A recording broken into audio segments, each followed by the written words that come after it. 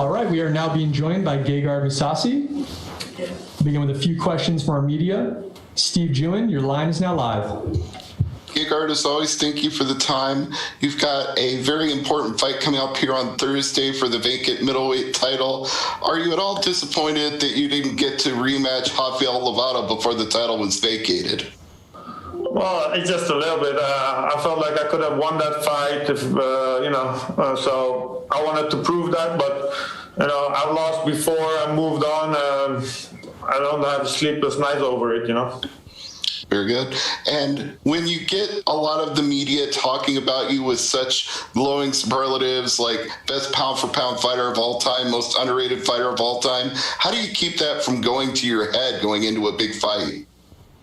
I don't even think of myself like that. So I just focus on finishing strong the career with wins. And I think Douglas Lima is in his prime, so beating him is going to definitely get me in talk because everyone sees him as one of the best welterweights. So I think if I have a dominant performance, that's going to get my name a little bit up. But I'm not even ranked in Sherdog in the top 10, so I don't know.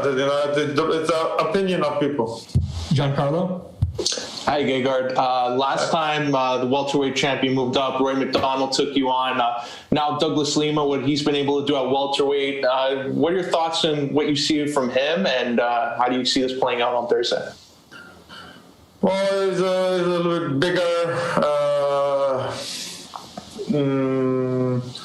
His stand-up is a little bit better.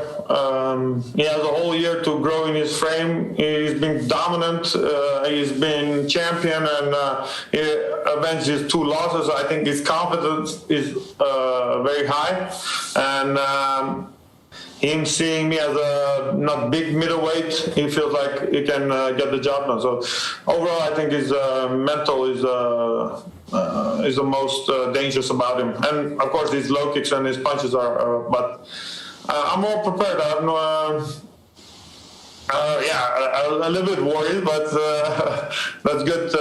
Keeps me sharp. And final one for me. You've been a guy who's fought at multiple weight divisions in your career. Now that you see what happened in the light heavyweight division, Vadim Nemkov holding the title, does that interest you in the future moving up to challenge him? Yeah, I think after this is John Salter first, and then I'm more open for it. For me, I don't have the desire to be double champ. It's not like it's a goal of mine, but it's an accomplishment that would be nice to finish. But to be honest, I'd rather have it a little bit later, after 2-3 more fights in middleweight. But we'll see how the promotion thinks of it. I'm open to it. Santiago? Hi Gegard, Santiago hier.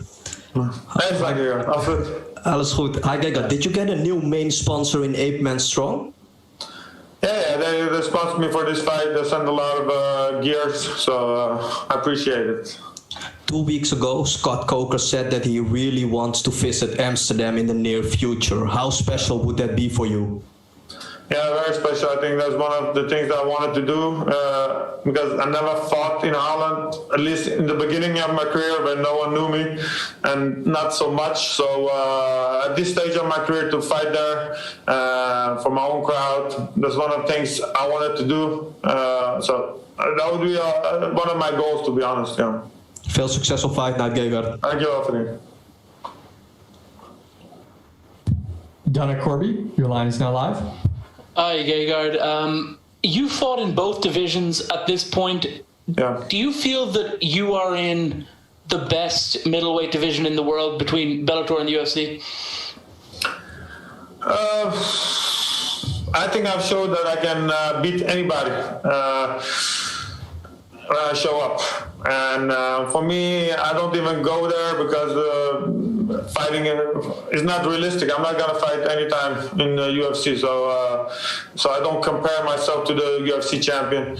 But I take whoever they give me in Bellator. So I think Douglas Lima is a good name, and that's what I'm concentrated on.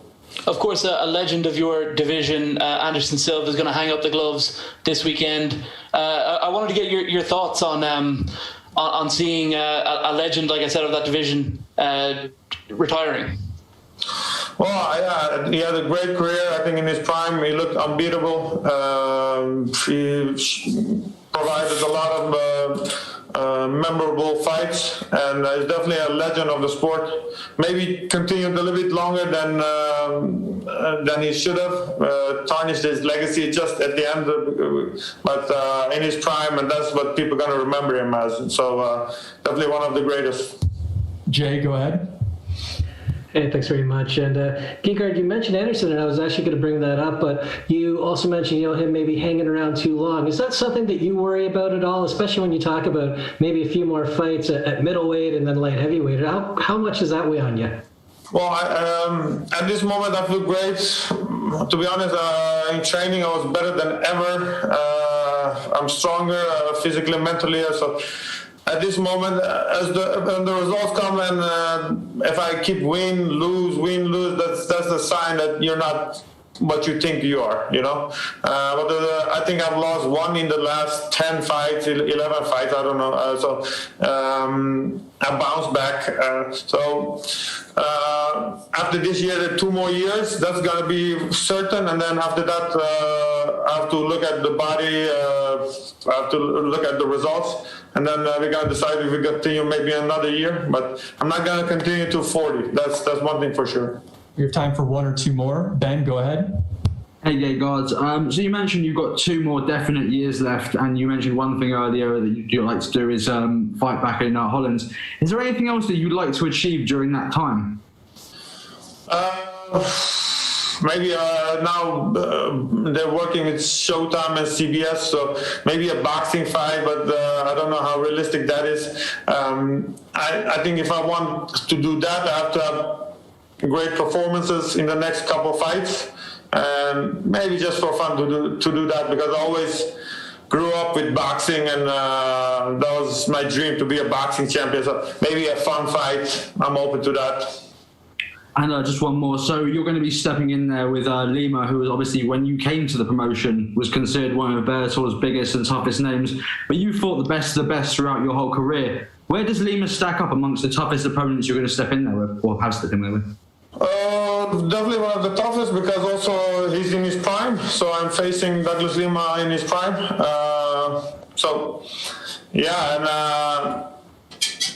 I think one of the toughest, but as fight experience, sometimes you face the tough opponent, you can finish him in 2 rounds, 1 round.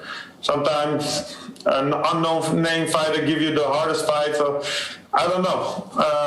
We'll see what kind of challenge he will bring, but definitely a very, very gamed and tough opponent to face. Our final question comes from the line of Lenny March. Go ahead, Lenny. How's it going, Gegard? How are you? Good, thank you.